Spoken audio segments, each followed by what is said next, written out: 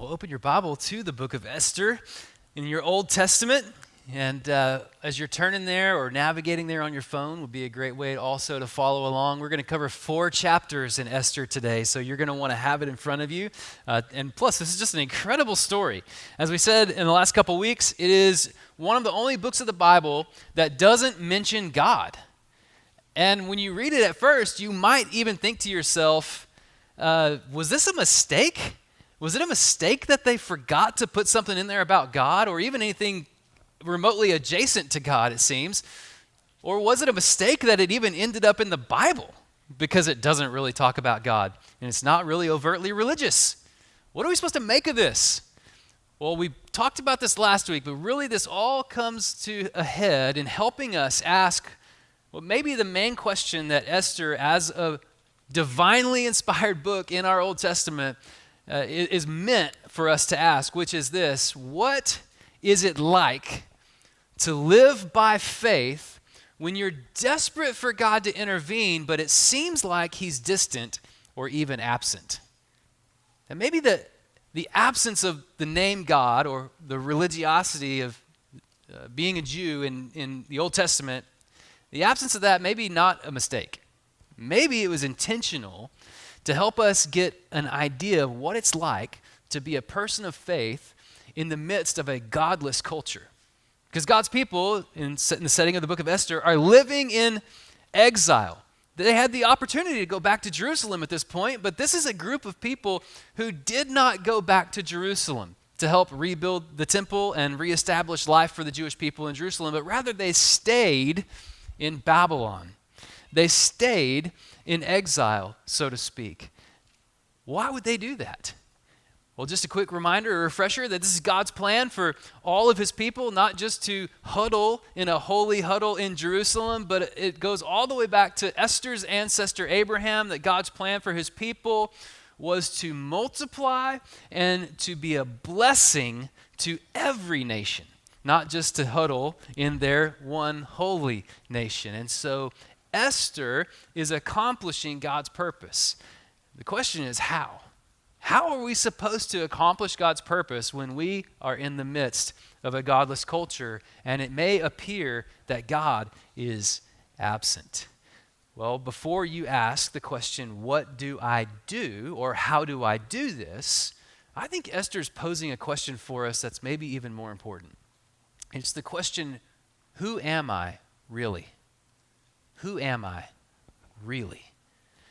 And before we ask, how do we live a life of faith, we have to first answer that question, who am I really? Now, from Esther chapter 4 to Esther chapter 8, I'm going to divide it into kind of 2 major movements and walk us through it there to help us answer this question, who am I really? Or even learn how to ask this question, who am I really? The first movement, I would say, is defined by these 2 words. It's the words risk and discernment.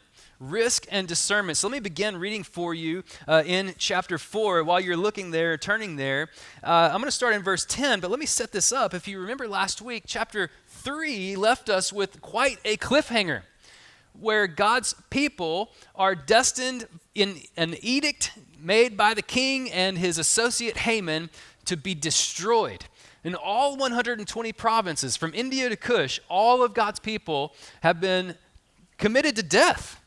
They're not going to survive. And so at the beginning of chapter 4, we see this character Mordecai, this Jewish man whose cousin is Esther, and he's adopted Esther. He's raised Esther as his own when she was orphaned. And then Esther is taken into the king's harem and is eventually named the king's wife. We learned that in chapter 2. Mordecai is in mourning.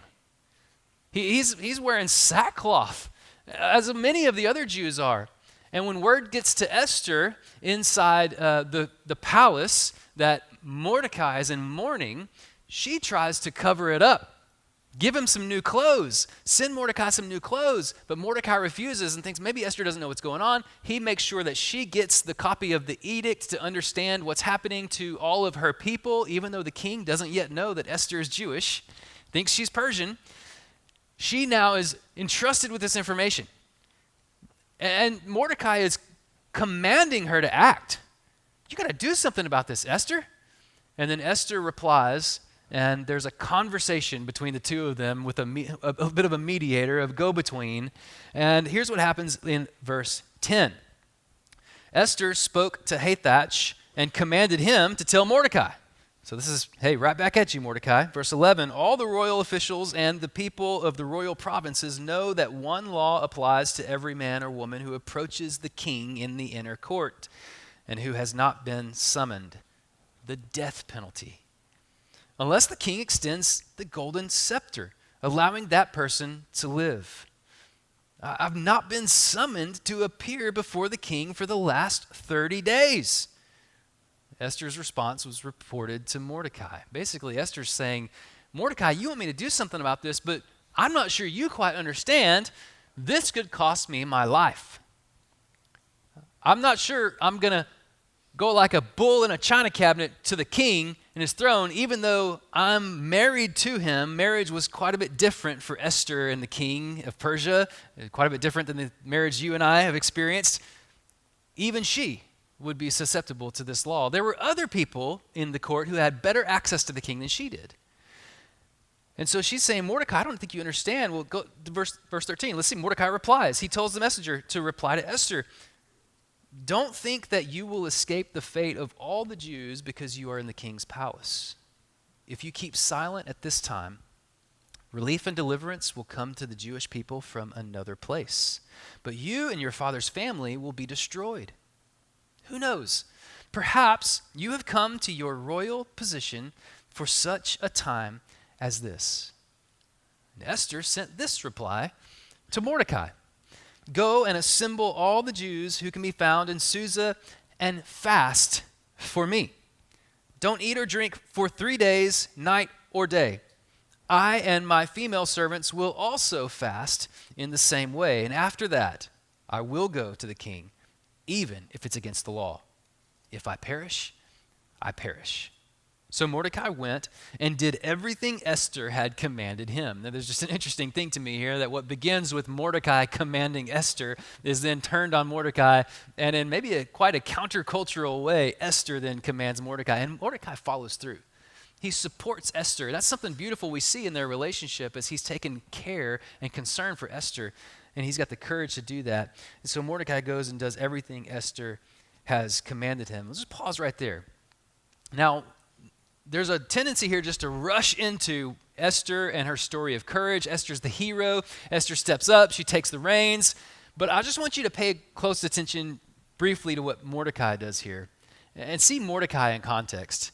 Mordecai, even though he's in mourning, is able to communicate with Esther, and he communicates something to Esther that's a reminder to us that we need to be constantly reminded of through the Bible, and that is that God is providential, that God works through all things to accomplish his purpose. He says, Esther, look, you're destined for death, just like the rest of it. It's going to come upon you as well, but maybe you're in this position for such a time as this. By the way, if you don't say anything, God's going to provide relief and deliverance for his people. In some form or fashion, it will happen. But how will it happen is the question, and often we don't know. If you think back a couple years ago, we studied the book of Genesis, and I mentioned Esther and Mordecai's ancestor Abraham. And for about a third of the book of Genesis, what we see is Abraham, who we consider like a hero of the faith, is just almost wishy-washy, like believing God's going to accomplish his purposes through him and his family. And then the very next chapter, it'd be like, how's God going to do this? I don't believe he's going to accomplish his purpose, so I'm going to take it into my own hands. I'm going to accomplish things my own way. And we see this back and forth, back and forth. And interestingly enough, here in Esther, Mordecai keeps a faith that even in Genesis, Abraham often failed to keep, trusting that God won't let his people be annihilated. Mordecai then suggests to Esther that nothing in her story has been accidental or random, but all is meant to be redeemed by God in his providential care and concern for the world, not just for his people. But God is up to something so much bigger. Through his people, he will not fail. And this is a good message for us too. We've got to remember that God is providential. This morning I was talking with someone just in the hallway about happy providences and unhappy providences. There are things that's providential for us that we go, wow, that was great. We loved that. Let's have more of that, God. But then sometimes we go through things that are maybe a little less happy or a lot less happy. We've talked about it before, but as God's sovereign hand moves over history, accomplishing his purposes, that sometimes we find ourselves in the shadow. And what seems like darkness to us is actually part, in some beautiful way, in some unknown, mysterious way to us, of God's bigger plans and purposes. And so we trust that he's at work in all things, even in the pieces and parts of our own stories that seem accidental or random or unwelcome. God can work through all of this. This is a good reminder for us. But I want to point you to something about Esther here that I find just very unique and that has some application for us today. Esther, if you go back to chapter 2 and remember when she was introduced to us, is the only person in the entire book who has two names.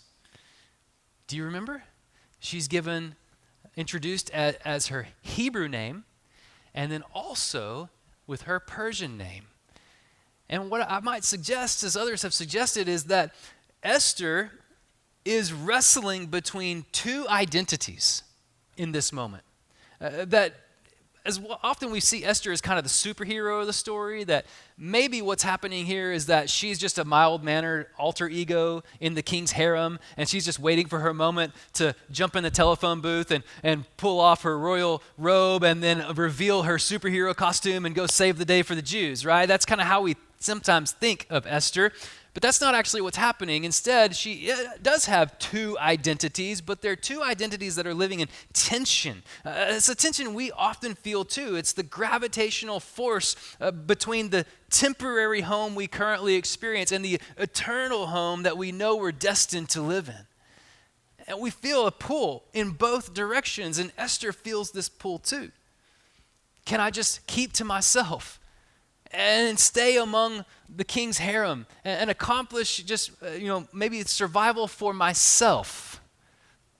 Or must I reveal my true identity and go to bat for God and for his people?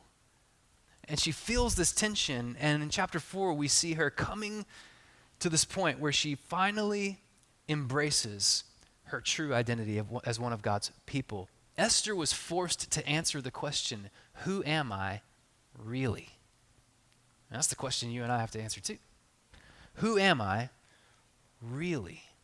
Because to be used in God's plan, his eternal plan of the redemption of all things, involves identifying with him.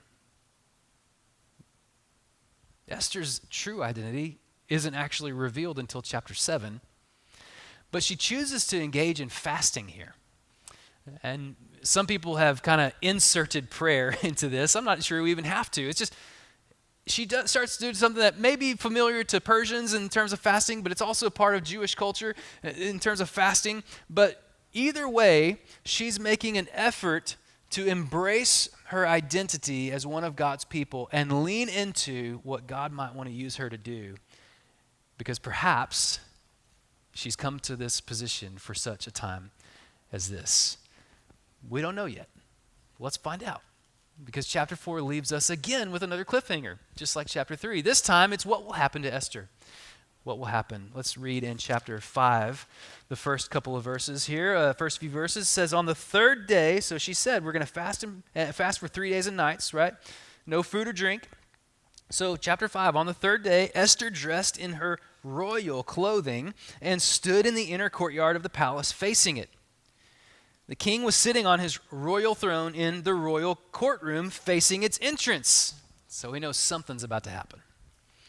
As soon as the king saw Queen Esther standing in the courtyard, she gained favor in his eyes. The king extended the gold scepter in his hand toward Esther, and she approached and touched the tip of the scepter. What is it, Queen Esther? The king asked her. Whatever you want, even to half the kingdom, will be given to you. Now this is the moment, right? This is all, she's been invited in, up to half the kingdom. All she has to do is say, King, my people are in danger. Will you rescue them? She doesn't. And we don't really get the answer why she doesn't right then. But if I could just kind of summarize what happens, she invites the king, and this is her request, and what she asks of the king is she invites the king and Haman to come to a banquet that she's prepared to them. She's going to wine and dine them. And she does. And at the party, at the banquet, which is a theme in Esther, the king says again, okay, Esther, you didn't come to me for nothing. What is it that you want? What's your request? I'll give you anything up to half the kingdom. And again, she chooses not to ask for what she really knows she's after. But she says, if you could do this for me, tomorrow we're going to have another banquet, and come and join me at that banquet, and there I'll do what you've asked and present my request to you. So Haman leaves that first party. He's in good spirits. You remember Haman was the evil associate of the king who convinces the king to put the edict in motion to kill all the Jewish people. And so here he is with Esther and with the king at these banquets, and she says, one more day, come back tomorrow. Well, Haman goes home. He's had a great time at the party. He's looking forward to the next day. He's thinking, there's no one else in Persia like me. I'm second to the king. I'm invited with the queen to the banquet 2 days in a row. Look at me. This is awesome. And he walks outside of the palace, and he comes across Mordecai, Esther's cousin. Mordecai, who was the impetus originally for this edict to kill all the Jews. And why? It's because Mordecai refused to pay homage to him, refused to bow down to him. Well, guess what? In chapter 5, it happens again. He walks by, and there is Mordecai, other people paying homage to Haman. Oh, how great Haman is. And Mordecai just stands there and refuses.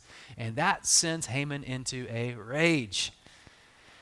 So he goes home. What am I going to do? What am I going to do about this?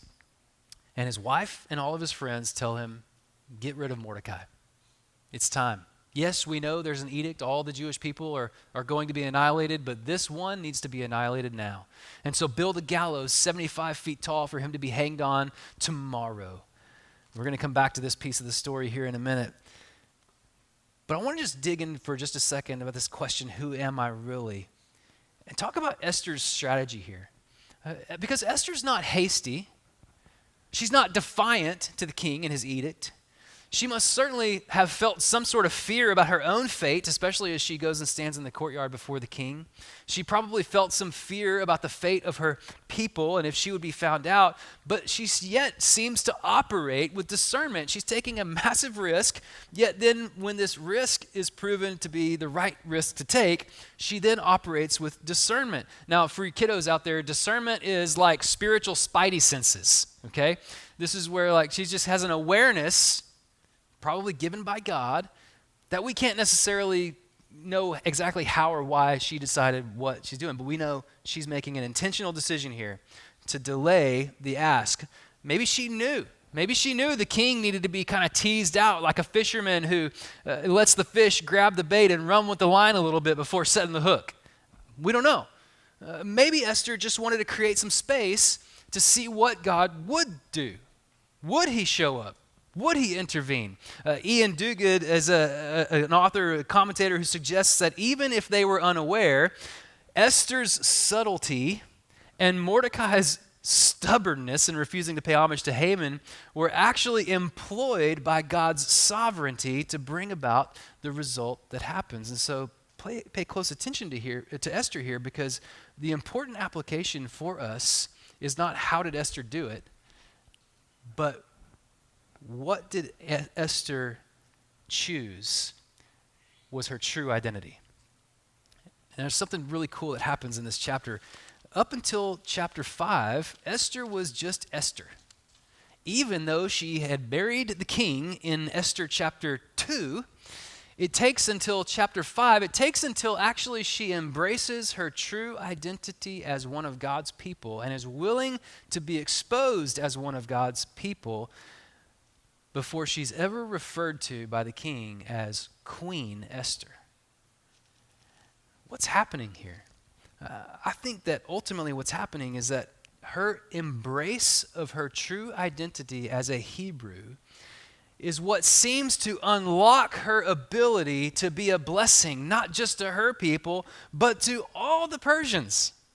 And as we read through the end of Esther and this week and next, that's what we're going to see is Esther becomes a blessing to all the Persians. And I believe it started when she made the decision to embrace her true identity regardless of the cost. And as it turns out, as we said before, she gets to live into her true identity, which is to be a blessing to all nations, just like God promised Abraham he and his descendants would be.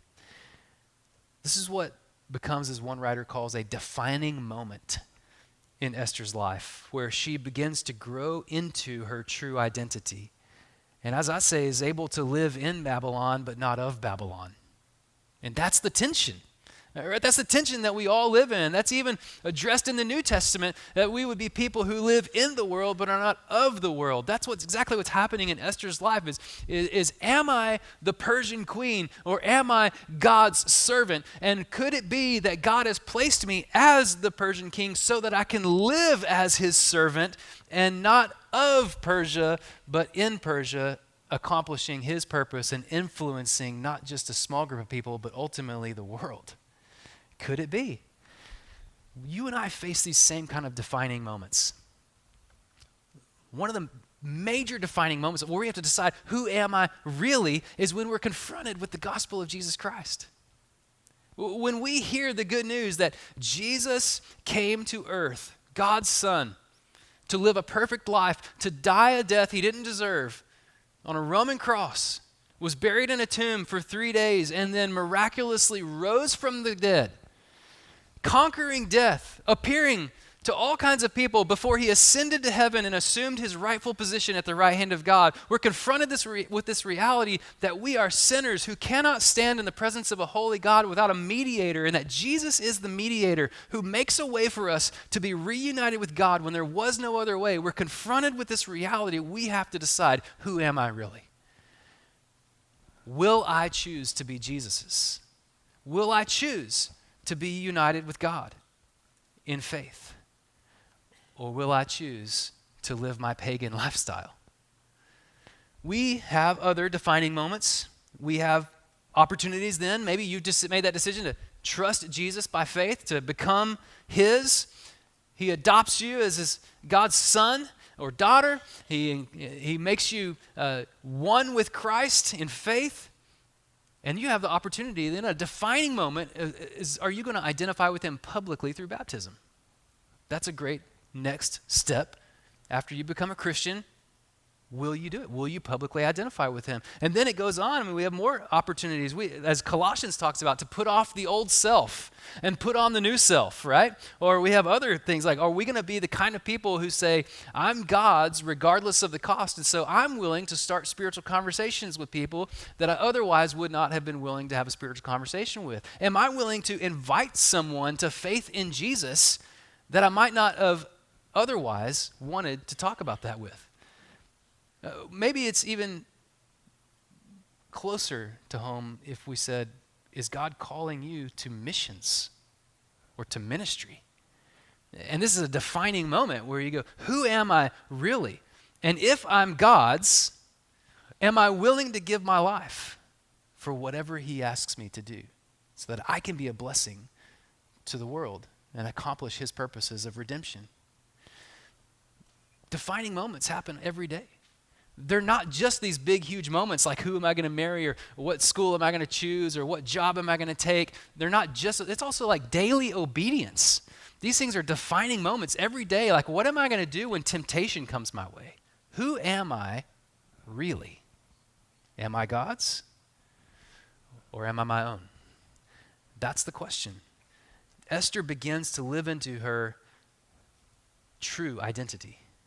Mordecai embracing his true identity. And we see, just like Esther and Mordecai, that nothing in our stories are accidental. Nothing is random. It's all able to be redeemed by God. But the reality is that we must embrace our true identity as God's people if we're going to live for God's purpose and see his redemption come about in our lives and through our lives. And so in this chapter 4, we see a beautiful marriage of divine providence and of human responsibility. See, Esther and Mordecai, though, they didn't have the advantage of this perspective that we have. Like, it's kind of easy for us to look back on the story of Esther and go, oh yeah, it's God's providence. Oh yeah, look how God was at work in all these little ways. They didn't necessarily have that perspective, and in our own defining moments, often we don't have that perspective either. When you get a diagnosis that you didn't expect, when a relationship falls apart that you never saw coming, when you lose a job, when the market crashes, whatever it is, we have these moments of who am I really? And none of it happens by chance. And in all of it, we have an opportunity to be part of the redemptive work of God in the world. But we must embrace our true identity as being one of God's people. Esther and Mordecai didn't have the advantage of that perspective, and often we don't either. When we realize we're in one of these defining moments, let me just present to you that there are options for you. You can be like Daniel, if you remember the book of Daniel. And when things are maybe against God's people, you might be one who, like Daniel, stands in opposition and is direct in opposition. You could even think of the word protest when it comes to the story of Daniel. But sometimes the opportunity you have to be part of God's redemptive purpose doesn't look like protest. Sometimes it looks more like Esther, and influencing our world in a more discerning way, which could be used, you could use the word process. It's not as in your face. But the Bible seems to present both of these things as options for us. It's like, how do we live out the faith? Once we've embraced our true identity as God's people, is yes, we could go stand on the street and yell at people through a megaphone. Yes, we can hold signs in a yard on the roadside, or we could also get involved in public policy. We can get on the school boards. We can go and meet with our teachers. We can go and talk to our boss who offended us. In all these ways, we can be part of God's redemptive process in the world. And all of it can be used and redeemed by him. The point is, though, that we cannot remain neutral. We can't remain neutral. Let me say it another way. God is less concerned with what clothes you wear, whether it's the sackcloth of Mordecai or the royal robes of Esther, but he's very concerned with how you wear them to be part of his purposes. This is the walk of faith. This is everyday choices and defining moments that we get to live to be part of God's plan. And it always involves risk to identify with God. Esther says, if I perish, I perish. But if we take Esther's resolve in this moment and we add the gospel perspective, we actually can kind of tweak that phrase into something more beautiful. Jesus did this for us, by the way. John chapter 11, Jesus is encouraging his friend who lost their brother Lazarus. And what this friend doesn't quite know is that Jesus is about to go raise Lazarus from the dead. But what he says to her is this: I am the resurrection and the life. The one who believes in me, even though he dies, will live. So the gospel perspective, once we know whose we really are, and that we're going to live as part of God's redemptive purposes in the world, being a blessing to all people, is that even if it costs me my life, yes, I die, but I also live. And that is the resolve that Jesus calls us to. Church, we're living in a cultural defining moment. I don't know if you realize this, where it appears as if adversity to the faith is at an all-time high. Now, I mean, if you look at the whole world, the global picture of Christianity, that may not be true. But man, right here where we are in our context, it can look like when you turn on the news that adversity to Jesus Christ is at an all-time high. But I just want to give you a little word of encouragement, but that there's another perspective on that. And that if you're looking the right places, what you're going to find is that there is a generation of young people who are hungry for the things of God and who are willing to take bold stands for Jesus and who are leading the way in the development of Christianity here in America and especially in the South. And this is just an encouragement to you that yes, you might turn on one news channel and get one message that looks like, boy, the world is against us. Can I just tell you that God is still at work and that God is moving, and especially in the generation that is coming up, the Gen Zers, right? These guys are leading the way in being a blessing to the world because of faith in Jesus Christ. They're answering the question with confidence, who am I really? And it's fun to watch, and it's fun to be a part of. It's one of the huge blessings of like having a church that it has all generations in it. I just tell you, like all generations that are in the room, you matter. But this is a moment where I think we can look to our younger brothers and sisters in Christ and let them lead us. And I used to just put myself in the young category. Less and less am I doing that these days.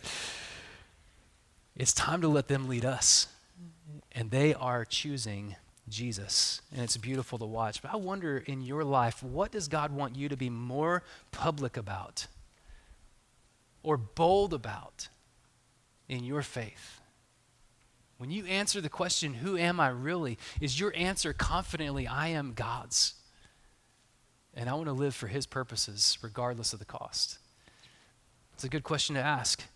Esther and Mordecai's boldness led to, with God's sovereign hand at work, great reward. In fact, this is what happens in chapters 6 through 8. This movement can be defined with the two words relief and deliverance. Do you remember how Mordecai said this to Esther? If you don't stand up, relief and deliverance will come in another way. God is going to do something here. Well, guess what? When Esther stands up, God does something with her and through her. And it's really cool to watch. In fact, there's some real irony in the story that makes this just a great story. But if you look in chapter 6, I just want to read a couple sections from chapter 6 through 8 for you so that you get an idea of what's happening here. So just start with me in chapter 6, verse 1. This is the night after that first party, anticipating the next party. Haman's gone home happy, then he gets furious because Mordecai refuses to bow down. He goes and his wife says to build the gallows. You're going to hang Mordecai tomorrow. It's going to be great for you. You're going to be fine. Well, that night, something totally out of the control of Esther and out of the control of Mordecai, out of the control of Haman, something totally out of the control happens. That night, sleep escaped the king. So he ordered the book recording daily events to be brought and read to the king. Wouldn't you like to just have someone come read to you at night? That'd be nice to help you go to sleep. They found the written report of how Mordecai had informed on Bigthana and Teresh, two of the king's eunuchs who guarded the entrance when they planned to assassinate King Ahasuerus. And the king inquired, what honor and special recognition has been given to Mordecai for this act? Mind you, this is 5 years later. 5 years later. On this particular night, the king cannot sleep and asks for this book, and this particular story is read to him about Mordecai. And the king's personal attendants replied, nothing has been done for him. The king asked, who's in the court? Is there anyone out there hanging around?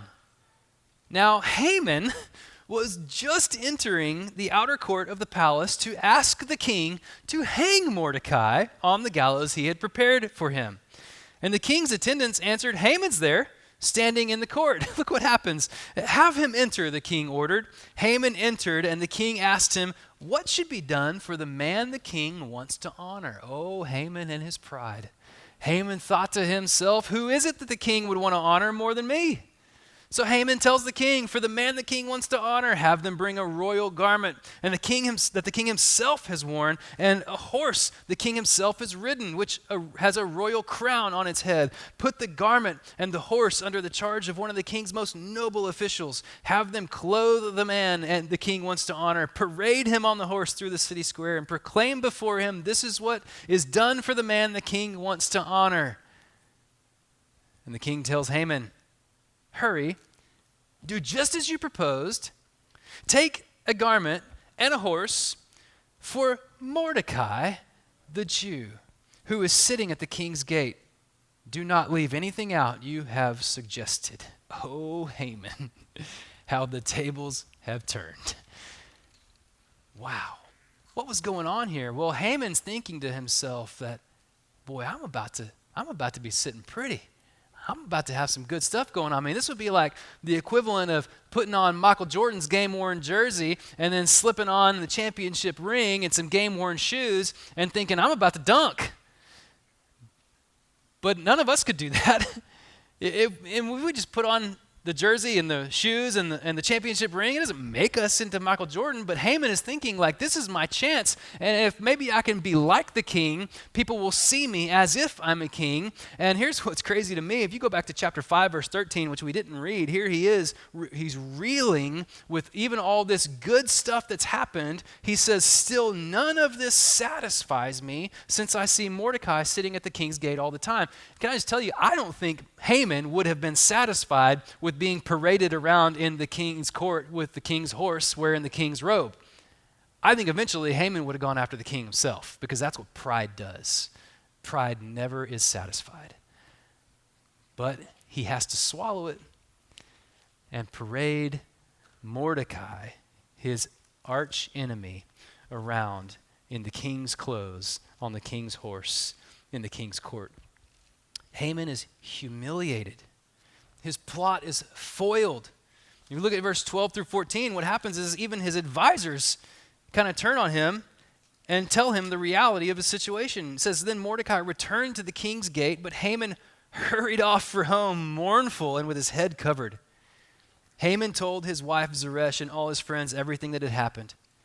His advisors and his wife Zeresh said to him, since Mordecai is Jewish, and you have begun to fall before him, you won't overcome him, because your downfall is certain. And while they were still speaking with him, the king's eunuchs arrived and rushed Haman to the banquet Esther had prepared. Maybe you see these things all coming to a head. They are. But in chapter 6, what we saw is relief came for Mordecai. In a very ironic and providential way, but it came for Mordecai to be relieved from Haman's anger and rage. And then Haman's humiliated, and in chapter 7, we see relief come for Esther.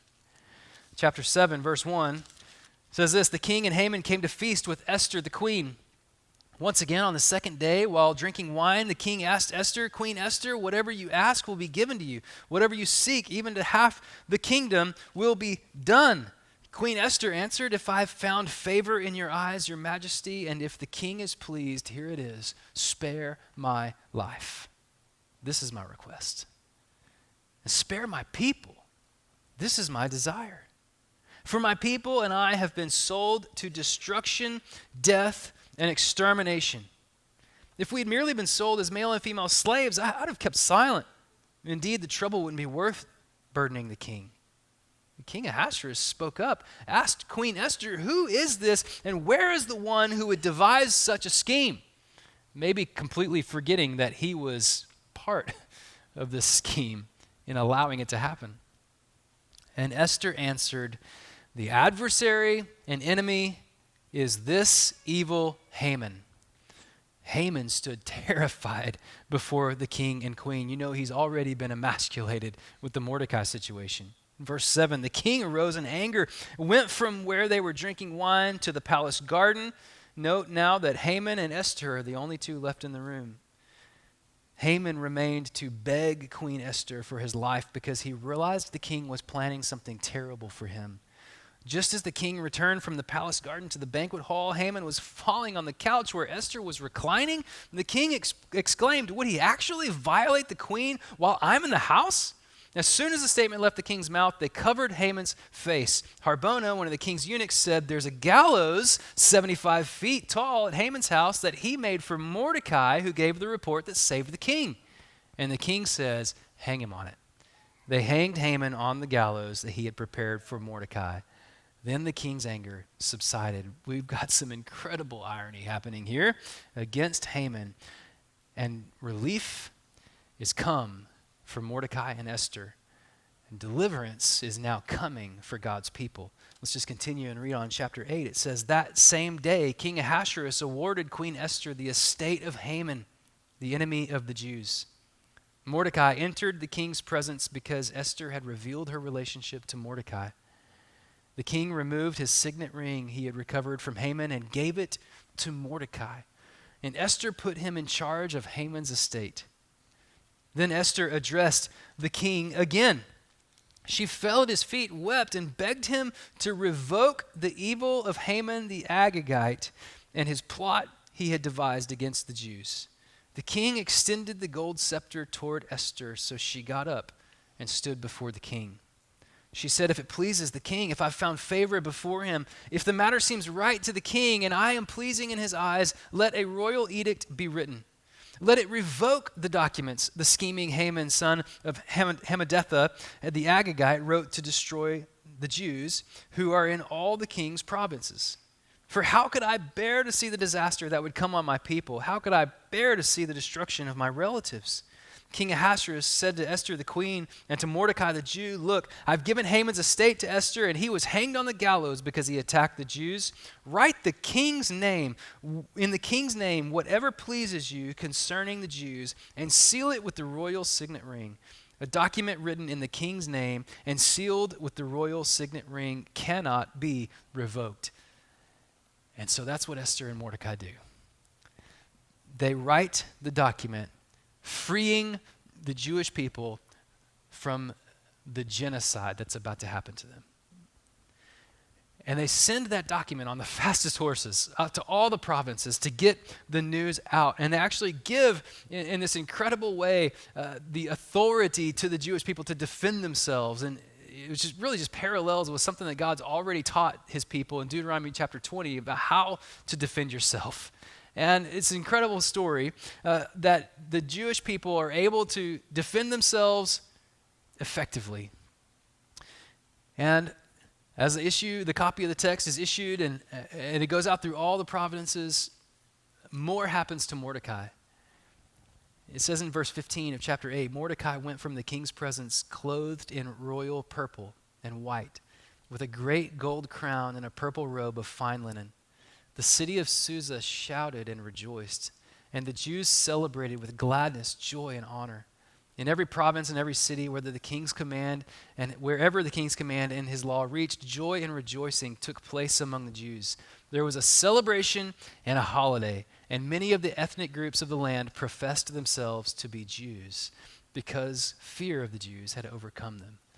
So now God's people, embracing their true identity, risking their lives, employing the discernment that God's given them to be operatives and agents of his redemption in the world, to be a blessing to all nations, whatever the cost, even personal lives and livelihood, are now elevated to this place of royal honor in Persia so that the blessing can extend even farther of God's people to all nations.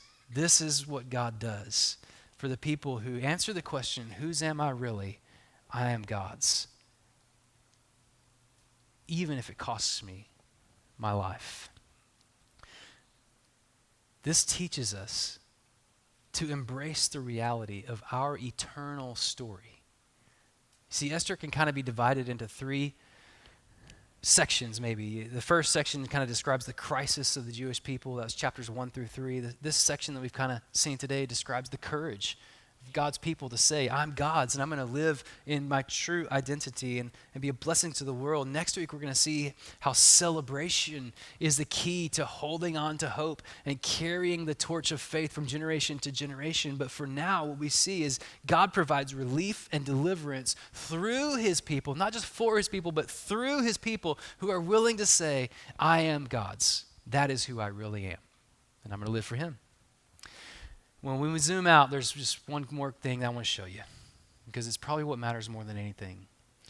If you zoom out in Esther, if you zoom out in the Bible, if you zoom out in all eternity, the two words that describe what's going to ultimately happen is redemption and destiny. And these are the two absolute truths that the book of Esther points us to is that, number one, God is always at work in every detail of history, bringing about the fulfillment of his promise to redeem sinful humanity and restore all things to himself. Here's how we said it last week, that God is present and faithful even when we can't see him or hear him. You may not see the author of the story, right? But you can trust he's the one writing it. The second thing we see is that Esther proves that God is always at work in every detail of your life and my life, inviting us to participate in his redemptive story. That we said it this way last week, God's people are called. As God is always present and faithful, God's people are called to be a faithful presence, even in a pagan culture, even in a godless culture. But we can't zoom straight from Esther's story to our story without going through the cross, without going through Jesus. And we've got to ask the question, because we read the Bible in light of every other aspect of the Bible, how does Esther's story point us to Jesus? How does Esther's story point us to the gospel? Did you notice that we have a king in Ahasuerus whom no one can stand before apart from his grace and mercy? Well, does that not point us to a better king? Whom, yes, no one can stand before apart from his grace and mercy, but a better king, a true king of eternity, who does not just extend a scepter to welcome one, but extends through the cross of Jesus Christ an invitation for all to freely come to him by his grace. Did you notice that we have a people destined for death apart from the intervention of a mediator in Esther?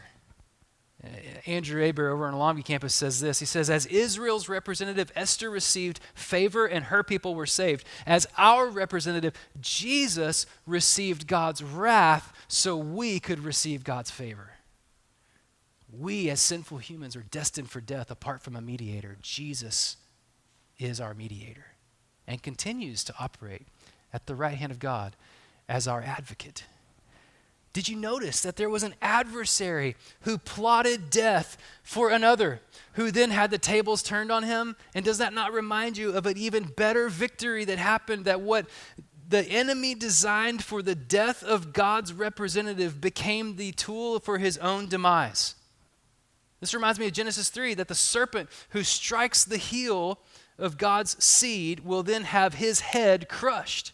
Or maybe it reminds you of Jesus, who did not escape death, but endured the cross on our behalf and on behalf of all of his people, and then rose from the grave, conquering death, so that the cross became not just what killed Jesus, but it became the death blow to Satan himself and all of his purposes. Did you notice that those who conquered death in the story of Esther through faithful obedience are the ones who ultimately received the crown? That we have a better destiny. That because Jesus endured death, conquered in resurrection power, and is now seated at the right hand of God and taking his rightful place as the King of Kings, that we can trust that even though our story may pass through suffering, it never ends at suffering, because we have a resurrection awaiting us. And we live by faith, participating in God's story of redemption, to be a blessing to others, to the entire world. This is our purpose. This is why we're here. And even if it costs us our life, we have the promise of resurrection. And we look forward to the time, as we just studied in the end of the book of Revelation, when God returns to make all things right and all things new. And what will be our destiny but to reign with Christ, a royal position, just like Mordecai, just like Esther. This is the story that God is calling you to today. And so when you ask the question of yourself, who am I really? The answer that's beckoning you is to say, I am Jesus's. That I'll give my life to him in faith because he gave his life for me on the cross for the forgiveness of my sin, so that I can be one with God again and part of this bigger story that God is at work accomplishing.